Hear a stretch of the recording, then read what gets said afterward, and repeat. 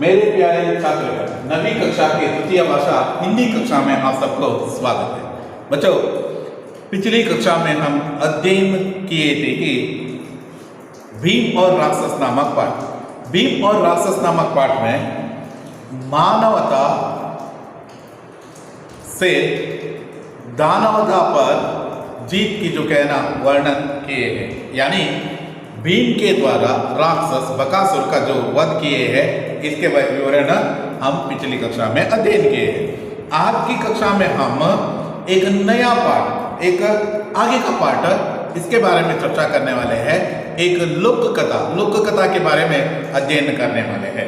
लोक कथा यानी सामान्य तरीके से प्रचलित एक कथा कहलाते हैं लोक कथा। जैसे पुण्यकोटि नामक लोक कथा है, उसी तरह एक संदेश देने वाले जो कथा कहलाते हैं। सच्चाई पर सच बोलने वाले सदा सदा के लिए समाज में अपना योग्यता रखे रहते हैं, ऐसे कहने वाले लोक कथा पुण्यकोटि नामक लोक कथा। उसी तरह नपे के चक्कर में नामक एक लोक कथा है। यह संकलित पाठ है। इसका वर्णन मतलब लोक कथा, यह कहाँ की लोक कथा है, इस सभी विचारों के बारे में पहले हम अध्ययन करेंगे। नपे के चक्कर में गुजराती लोक कथा है। गुजरात में बाई और बहन आदर सूचक शब्द है।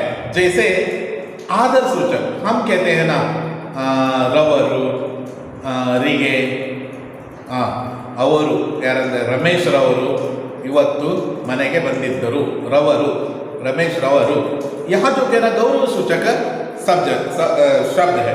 वैसे ही नपे के चक्कर में यहाँ लोक कथा गुजराती लोक कथा है। गुजरात में यहाँ अत्यंत प्रचलित है। गुजरात में यहाँ लोक कथा अत्यंत प्रचलित है। गुजरात में बड़े लोगों को बाई और बहन नामक स्त्रीगण को बहन नामक सूचक शब्द दिए जाते हैं। यह गौरव का शब्द है। कोई भी यह समझ लीजिए, नरेंद्र बाई, यहाँ जो कहना नरेंद्र बाई यहाँ गौरव सूचक शब्द है। वैसे अरुंधिता यह नाम है, तो बहन यहाँ गौरव सूचक शब्द है स्त्री के लिए। जैसे बाई का जो गौरव सूचक शब्द गुजरात में बाई है, तो पुरुष के लिए बाई है, तो स्त्री के लिए बहन कहलाते हैं। आदर सूचक शब्द है।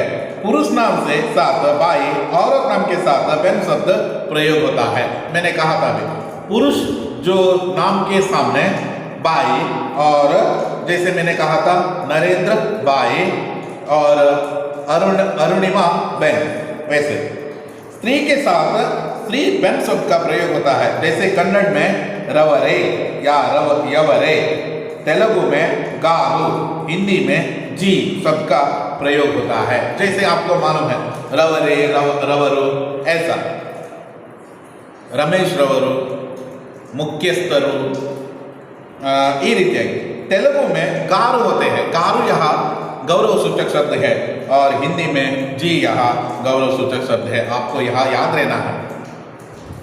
अनुरूप शब्द में पूछ सकते हैं, आपको ऐसा जो शब्द पूछ सकते हैं। गुजरात बाई है तो कन्नड़ डैश रवरु, और नहीं तो कन्नड़ रवरु है तो तेलुगु डैश गारू। तेलुगु गारू है तो हिंदी डैश जी, यहाँ गौरव सूचक शब्द कहलाते हैं। इसके बारे में आपको मालूम रहना है, क्योंकि यह पाठ गुजराती लोक कथा होने के कारण से एक विशिष्ट तरीके से कहते हैं। बच्चों, जितना हम परिश्रम करते हैं ना, उतना ही फल हमें मिलते हैं। हम परिश्रम से ज्यादा फल अपेक्षित करना ये थोड़ा बराबर नहीं है, क्योंकि कोई भी व्यक्ति हो, चाहे कोई भी लोग हो, वह जितना आप परिश्रम लगाते हैं ना, उतना ही आपको फल मिलते हैं। आप परिश्रम से ज्यादा फल अपेक्षा करिए तो ये थोड़ा नामुमकिन चीज है। ये समझ लीजिए, अब विद्यार्थीगण और एक छात्र, समझ लीजिए एक छात्र है, जितना जो पढ़ाई करना था एग्जाम के लिए पढ़ाई करना, उन्होंने क्या है लगभग 60 मार्क्स के लिए पढ़ाई की है। उसको जो कहना 100 में 60 मार्क्स आते हैं, उतना पढ़ाई किए है वह, उतना जो कहना उसको परफेक्ट तरीके से मालूम है। बाकी 40 मार्क्स वह जो कहना हासिल नहीं कर सकते हैं। उसको जो कहना जितने भी जो कहना 100 मार्क्स का पेपर दिए तो वह 60 मार्क्स प्राप्त करने में सक्षम है, उतना परिश्रम वह किया है, मालूम हुआ ना। इससे वह भगवान के सामने एग्जाम लिखकर जाकर इतना जो कहना 60 मार्क के लिए वह एग्जाम लिखा है, और एग्जाम से जो कहना भगवान से जो कर जाकर प्रार्थना किए तो मुझे इस परीक्षा में 100 अंक दे दो, नहीं तो 90 अंक दे दो, मैं तुम्हें 100 नारियल चढ़ा देता हूं, और नहीं तो एक जो कहना डजन केला देता हूं। ऐसे सभी जो कहना भगवान से अपेक्षा किए तो ये अच्छा नहीं है। भगवान आपको अच्छी तरीके से मार्क देते हैं कब? जब आप सच्ची परिश्रम करते हैं। परिश्रम आपका 100% रहे तो फल भी आपको 100% मिलते हैं। हमारे साथ कुछ स्टूडेंट्स का मानना है मैं तो क्या है 100% एफर्ट डालता हूँ ऐसा कहते हैं। नहीं, आपका परिश्रम में कुछ ना कुछ लोक दोष रहते हैं। फिर भी जो आप यहाँ मिड टर्म FA1 FA2 में आउट ऑफ आउट मार्क प्राप्त करते हो, एनुअल में आपको क्या हो जाता है मालूम नहीं है। 10वीं कक्षा के जो एनुअल में क्या हो जाता है मालूम ही नहीं। 10वीं कक्षा में जैसे ही आप वैसे एग्जाम लिखने के लिए आते हैं ना, उस वक्त आपको क्या हो जाता है मालूम ही नहीं होता है। आपका अंक कम होते जाते हैं। आपका अंक कम होने से क्या हो जाता है, आप पर जो यह दुष्परिणाम पड़ता है। बच्चों, यहाँ प्रतिफल भी आपको वैसे ही मिलते हैं जैसे आपका न्यूटन का थर्ड लॉ है। थर्ड लॉ में क्या कहते हैं आपको न्यूटन के थर्ड लॉ में? Action and reaction equal and opposite. Action and reactions are equal and opposites. उसके बदले में एक उदाहरण देता हूं। एक बॉल ले लीजिए, आप जितना फोर्स लगाते हैं ना, उतनी ही फोर्स से वह पीछे आते हैं। जितना फोर्स आप लगाते हैं उतनी ही फोर्स से वह पीछे आते हैं, उससे जो कहना ज्यादा नहीं आ सकते हैं। उसी तरह जितना आप परिश्रम करते हैं ना, उतना ही फल आपको मिलते हैं। बिना परिश्रम किए आपको फल मिलना असंभव है। बच्चों, यह याद रहना, यह आपको याद रहना है। 90 के चक्कर में नामक पाठ एक सुंदर लोक कथा का जो पाठ है, इस पाठ में लेखक का कहना है कि किस तरह आदमी परिश्रम किए तो वह उसका प्रतिफल मिलते हैं। बिना परिश्रम से कोई भी आदमी को किसी भी तरह से परिश्रम नहीं मिलते हैं। यहाँ बाबूबाई नामक एक आदमी रहते हैं। बाबूबाई नामक एक आदमी रहते हैं। वह उसको नारियल खाने का मन होते हैं। वह जो कहना चौकासी करते हैं। फिर भी बाद में वह जो कहना मुफ्त में नारियल खाने के लिए जाते हैं, बहुत जोर से झटका खा जाते हैं। यहाँ जो कहना देखिए, पाठ 90 के चक्कर में संकलित पाठ है आशय। यहाँ एक आशय देखिए, इस पाठ का जो कहना आशय देखिए, आदमी अपनी मेहनत से जो प्राप्त करता है वही उसके हाथ लगता है। मेहनत से जितना जो प्राप्त करता है वही उसके हाथ में लगता है। मेहनत से, मेहनत मतलब परिश्रम कहलाते हैं। जो आदमी अपनी मेहनत से जो कुछ भी प्राप्त करते हैं ना, वही उसका जो आमदनी कहलाते हैं और प्रतिफल कहलाते हैं, हाथ लगता है। बिना परिश्रम के किसी भी वस्तु को पाने की इच्छा करना लालच कहलाते हैं। जो आप परिश्रम ही नहीं किए, मैंने कहा था 60 से अबव मार्क, तो 60 के बाद में जो मार्क आते हैं ना, वो सभी मार्क के लिए आप परिश्रम ही नहीं किए। यदि ज्यादा मार्क जो प्राप्त करना चाहते तो आपको ज्यादा परिश्रम करना था, लेकिन आपने जो किया ना, परिश्रम ही नहीं किए। परिश्रम नहीं किए तो आपको क्या है, प्रतिफल भी नहीं मिलते हैं। वैसे ही देखिए, किसी भी वस्तु को पाने की इच्छा करना लालच है। यदि परिश्रम से ज्यादा, मतलब परिश्रम किए बिना मैं कुछ हासिल करना चाहता हूं, ये समझ लीजिए, आप भविष्य में ऐसे जो कहना 8वीं 10वीं 9वीं कक्षा में अच्छे से अच्छे अंक प्राप्त करके, पीयूसी में अच्छा अंक प्राप्त करके इंजीनियर बनकर और डॉक्टर बनकर आप समाज में एक उच्च स्थान तक पहुंचे, तो इसके लिए परिश्रम करना है। आप उसके बाद में आपको पूछने वाले कोई नहीं रहते हैं, आप अपना ही शानदार जिंदगी जी सकते हो। यह कहते हैं आपका मतलब भविष्य उज्जवल हो जाते हैं। परिश्रम किए हैं, इसके प्रतिफल आप बाद में भुगतने वाले।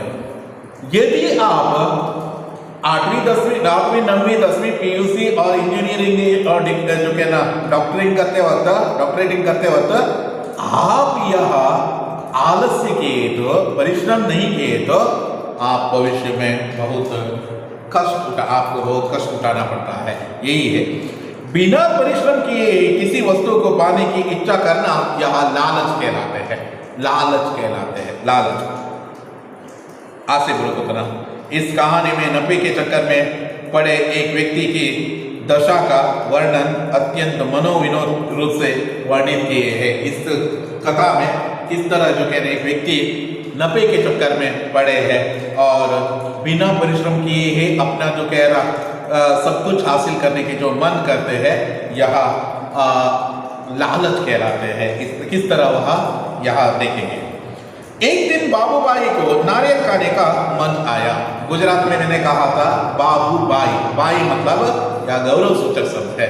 बाबूबाई, बाबू उसका नाम है, बाई यहाँ पुरुष का जो कहना गौरव सूचक रवरिगे, बाबू रवरिगे।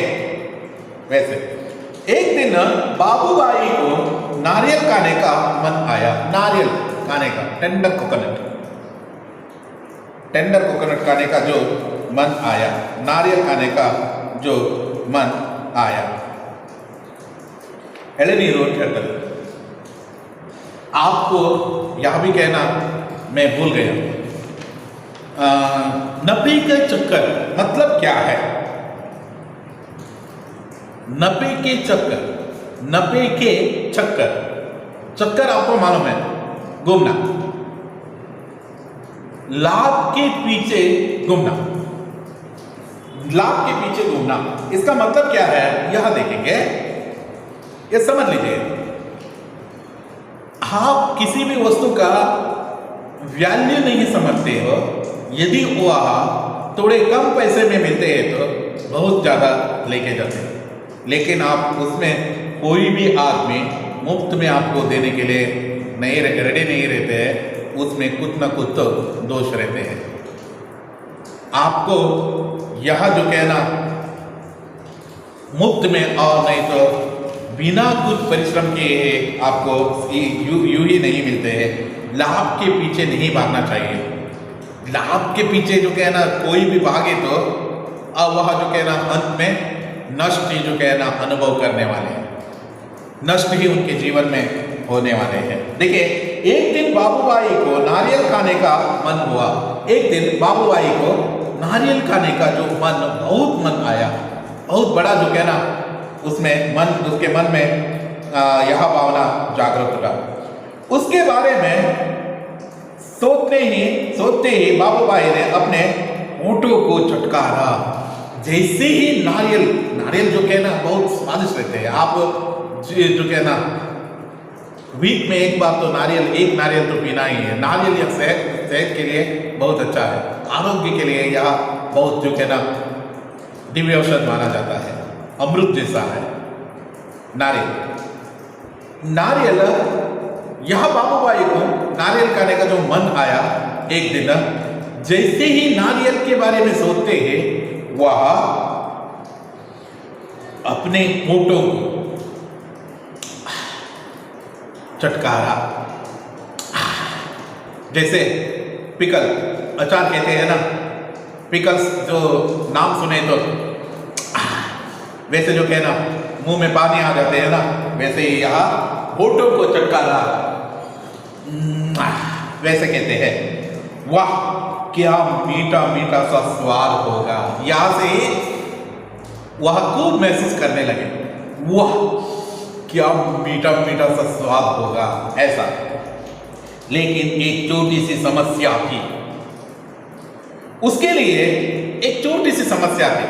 वह जो अनुभव कर सकते थे, लेकिन छोटी समस्या को झेलना पड़ता था।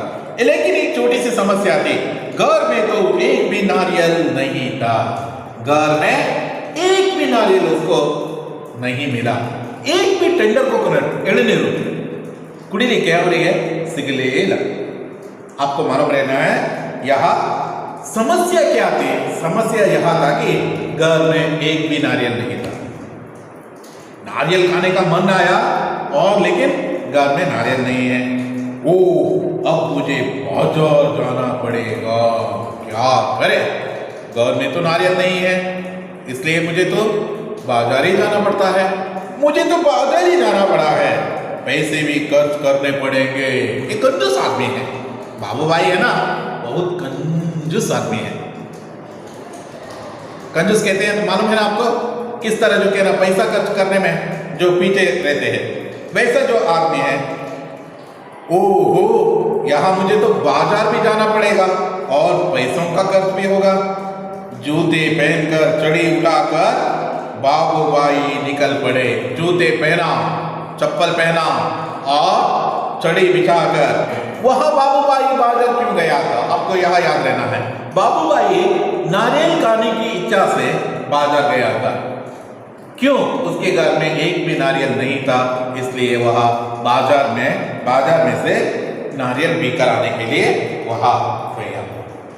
बाजार में लोग अपने अपने कामों में लगे थे। सभी जो अपने अपने काम में लगे हुए, देखते पूछते ये नारियल वाले के पास पहुंचते गए।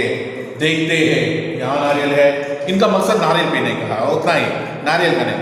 यहाँ देखा, वहां देखा, यहाँ देखा, उनसे पूछा, यहाँ इनसे पूछा, सबसे पूछ रहा है नारियल कहाँ मिलते हैं, नारियल कहाँ मिलते हैं, नारियल कहाँ मिलते हैं। वैसे अपने अपने कामों में लग गए। देखते पूछते हुए नारियल वाले के पास पहुंच गए। नारियल वाले के पास पहुंच गए। ए नारियल वाले, नारियल कितने में दोगे? नारियल तुम कितने में दोगे? बाबू भाई ने पूछा। यहाँ नारियल के लिए कितना रुपए लगेगा? आपके यहाँ जो कहना बेचने वाले यहाँ नारियल है ना, वहाँ का उसका दाम क्या है? दाम पूछ रहे हैं यहाँ बाबू भाई। तो नारियल वाले ने कहा बस 2 रुपए है में काका। कितने हैं? केवल मात्र 2 रुपया। कितने रुपया? 2 रुपया है। 1 and only 2 rupees। 2 rupees में आपको यहाँ नारियल मिलेगा, यहाँ नारियल मिलेगा। बाबू भाई को कहां से आ रहा है? घर से आ रहा है, पैदल आया हुआ है, बहुत दूर से आया है। कहां तक? बाजार तक आया है। बाजार में उसका दाम कितना है? 2 रुपया है। 2 रुपया यहाँ दाम क्या होते हैं देखेंगे। ये नारियल वाले ने जो कहना, नारियल वाले ने कहा बस 2 रुपये में काका। बाबू भाई ने आंख पहला कर कहा बहुत ज्यादा है, 1 रुपये में दे दो। वैसे जो कहना, हाँ 2 रुपये है क्या? चौकसी कर रहे हैं, बार्गेनिंग। वैसे 2 रुपये है क्या? 2 रुपये? नहीं नहीं नहीं नहीं, 1 रुपये में देने के लिए कोशिश कर दो। आप जो कहना इसका दाम तो बहुत बड़ा जो कहना आप रखे। आंख के पहला कर कण्णन्न दೊಡ್ಡ ಮಾಡಿಕೊಂಡು कहा बहुत ज्यादा है, 1 रुपये में दे दो। नारियल वाले ने कहा ना जी ना, 2 रुपया सही दाम है, लेना है तो ले लो या छोड़ो। 2 रुपये परफेक्ट दाम है, आपको देना है तो दे दो, नहीं तो छोड़ दो, ऐसा कह देते हैं। ठीक है बाबू भाई बड़बड़ाया। ओके ठीक है ऐसा कहकर बड़बड़ाया। अच्छा तो बताओ 1 रुपये में कहाँ मिलेगा? यह तो कहना 2 रुपये तुम कह रहे हो, यदि तुम 2 रुपये में नहीं, जो कहना मैं तो 2 रुपये देने के लिए तैयार नहीं हूं, यदि तुम यहां तो बता सकते हैं ना 1 रुपये में कहाँ मिलेगा? 1 रुपये में, यानी इसका मतलब है वह 1 रुपये में नारियल पीना चाहते हैं। देखिए बाबू भाई अंक में जो कहना नारियल वाला ना जी ना, 2 रुपए सही दाम है, लेना है तो ले लो नहीं तो छोड़ दो। ठीक है बाबू भाई बड़बड़ाई, अच्छा तो बताओ 1 रुपए में कहाँ मिलेगा। नारियल वाले ने कहा यहाँ से थोड़ी दूर जो मंडी है, कहाँ है, यहाँ बाजार है, अभी मंडी में जा रहे हैं। इस समझ लीजिए, थोड़ी दूर मंडी है, वहां आपको शायद मिल जाएगा, वहां आपको जरूर मिलेगा। कहाँ, आपको मंडी में, यहाँ 1 रुपए में जरूर मिलेगा। बाबू भाई उसी तरह चल पड़े, क्योंकि क्या है, उसको 1 रुपए बचाना था। 2 रुपए में यहाँ नारियल पी सकते थे, फिर भी वहां नहीं पिया, क्योंकि क्या है, इसका दाम कुल जो कह रहा 2 रुपए ज्यादा है, ऐसा कहने पर 1 रुपए में पूछा, 1 रुपए में उसको मंडी में यहाँ मिलने वाला था। मंडी के और बाबू भाई चल पड़े। मंडी में कोलाहल फैला हुआ था, बहुत मतलब लोगों की भीड़, व्यापारियों की भीड़, बहुत संख्या में लोग वहाँ एकत्रित हुए थे। व्यापारियों की ऊंची ऊंची आवाजें गूंज रही थी। बहुत जो कहना जोर से चिल्ला कर व्यापारियों ने अपने मतलब सामान बेच रहे थे। यहाँ मैं कहते जो कहना वहाँ सामान, यहाँ ले लो, दो यहाँ ले लो, यहाँ ले लो, ये सब कुछ कह रहे थे। चीज़ों की जो कहना बिक्री यहाँ हो रही थी, बड़ी जो कहना बड़ी मात्रा में व्यापारियों की ऊंची आवाज जो कहना गूंज रही थी। नारियल वालों को देखकर बाबू भाई ने पूछा, अरे भाई 1 नारियल कितने में दोगे। वहाँ मंडी गया, मंडी में वहाँ नारियल वाला से पूछा। नारियल वाले से पूछने पर वहाँ कहते हैं, बाबू भाई पूछते हैं 1 नारियल कितने में दोगे। यहाँ बाजार में रहने वाला कहा था मंडी में आपको 1 रुपए में मिलते हैं, उस वक्त के कितने में देते हैं देख लेंगे।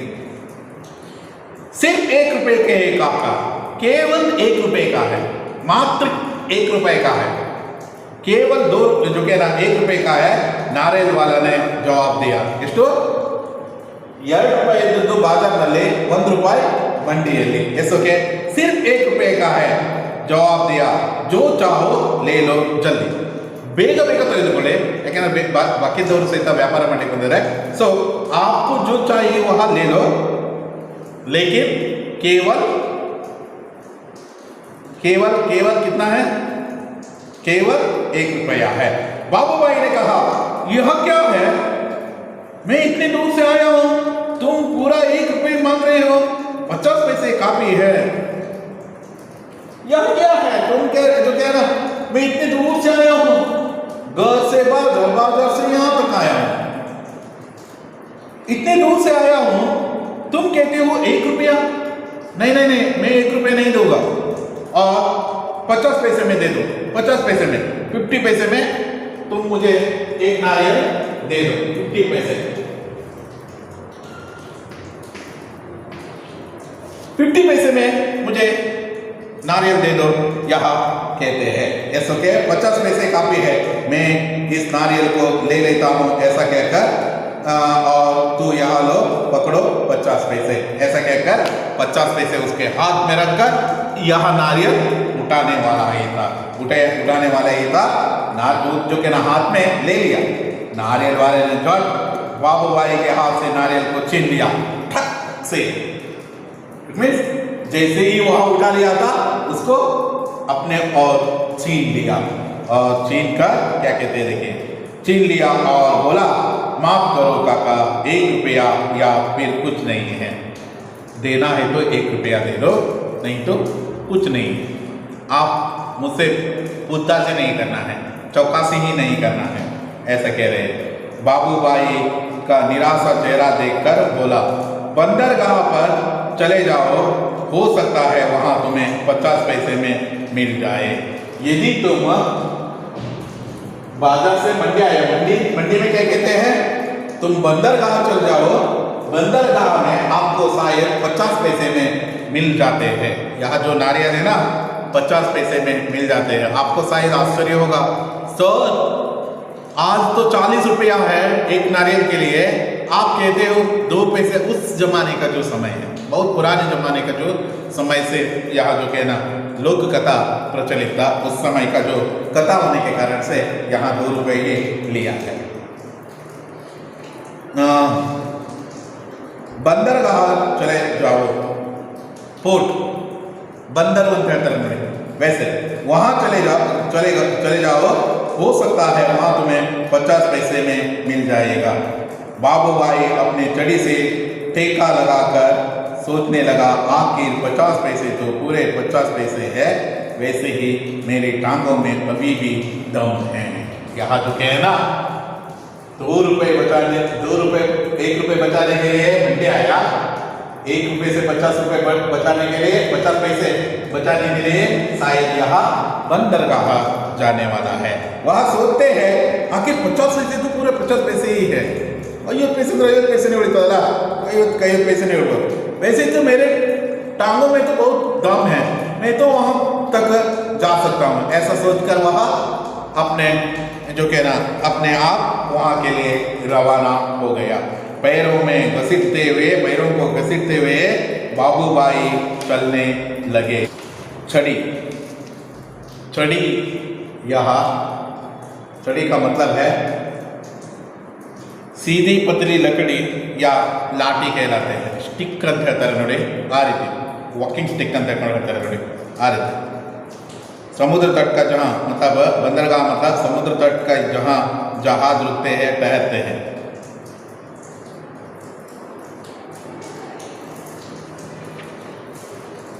पैरों को घसीटते हुए बाबूभाई चलने लगे। सागर के किनारे एक नाव वाला बैठा था। सागर के किनारे, समुद्र के मतलब किनारे, सागर के किनारे एक नाव वाला ಒಬ್ಬ ದೋಣಿಯವನು ಕುಳಿತುಕೊಂಡಿದ್ದ।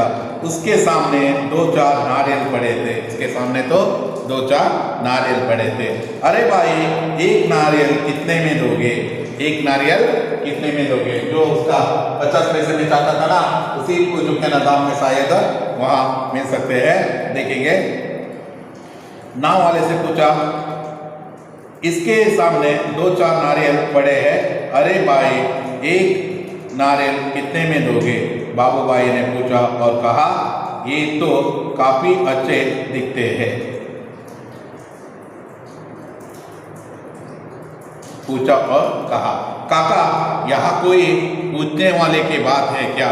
केवल 50 पैसे नाव वालों ने कहा। जितना जो गहना जितने में वहाँ लेना चाहता था उसने ही दाम वहाँ शायद है 50 पैसे में उसे मिलने वाले हैं। 50 पैसे! बाबूभाई हक्के बक्के हो गए। इतना दूर से पैदल आया हूँ, इतना थक गया हूँ कि तुम कहते हो 50 पैसे? इष्टೊಂದು बड़े जो कहना सुस्तागिದ್ದೇನೆ ಅಂತ ಹೇಳಿದ್ರೆ ಬಹಳ ಸುಸ್ತಾಗಿದ್ದೇನೆ, तुम कहते हो 50 पैसे? मेरी मेहनत बेकार हो गई है। ना भाई ना, 50 पैसे बहुत ज़्यादा हो गए, मैं तुम्हें 25 पैसे दूंगा। यहाँ से जो कहना केवल 25 पैसे मैं देता हूँ, तुम मुझे एक नारियल दे दो। उसमें से आधे करके वह बोल दिया, केवल 50 पैसे नहीं है, 25 पैसे दूंगा, यहाँ लो रख लो। ऐसा कहते हुए बाबूभाई झुककर नारियल उठाने ही वाला था। झुककर नारियल उठाने वाला ही था। नाव वाले ने कहा, नीचे रखो, उस नारियल को नीचे रखो, मेरे साथ कोई सौदा वैदा नहीं है, ನನ್ನ ಹತ್ರ ಬೇರೆದು ಯಾವುದು ವಸ್ತುಗಳು ಇಲ್ಲ। सस्ते में चाहिए तो नारियल के बगीचे में चले जाओ, वहाँ ढेर सारे मिल जाएगा मनपसंद दाम में। ನಿನಗೆ ಎಷ್ಟು ಬೇಕೋ ಅಷ್ಟು ಸಿಗ್ತದೆ, ನಿನಗೆ ಎಷ್ಟು ಹಣ ಬೇಕಾದರೆ ಕೊಟ್ಕೊಂಡು ಕುಡಿಬಹುದು, ಅಥವಾ ನೀನು ಎಷ್ಟು ಬೇಕು ನಿನಗೆ ಮನಸ್ಸಿಗೆ ಎಷ್ಟು 25 पैसे ಕೊಡೋದಿದ್ರೆ ಅಷ್ಟೇ पैसे वहाँ आपको शायद मिल सकते हैं। नारियल के बगीचे चले जाओ, ऐसा कहकर उसको सलाह दिया। देखिए, बाबूभाई नारियल खाने के मन से कहाँ से, घर से बाजार आया। बाजार में उसको नारियल 2 रुपये बोला। 2 रुपये में वहाँ 1 रुपये में खाता था, इसलिए उस वक्त बाजार वाले ने मंडी जाने के लिए कहा। मंडी में उसको वह दाम 1 रुपये था, उसके लिए वह 50 पैसे में मांगा, लेकिन मंडी में वह उपलब्ध नहीं था। वह बंदरगाह जाने के लिए कहा। बंदरगाह में नाव वाले के पास यहाँ नारियल था। उस वक्त वह 50 पैसे में देने के लिए देना चाहता था, लेकिन यहाँ बाबूभाई ने उसको 25 पैसे में चाहा, लेकिन वह देने के लिए इनकार कर दिया। अब वह, यदि तुम अपना मनपसंद दाम में देना चाहते हैं तो तुम्हें सीधा नारियल के बगीचे जाना है। वहाँ जाकर आप क्या है मनपसंद जितना चाहे उतना नारियल पी सकते हो, ऐसा कह दिया। इतना हम आज की कक्षा में चर्चा किए हैं। आने वाली कक्षा में इसके आगे का बात देखेंगे। धन्यवाद।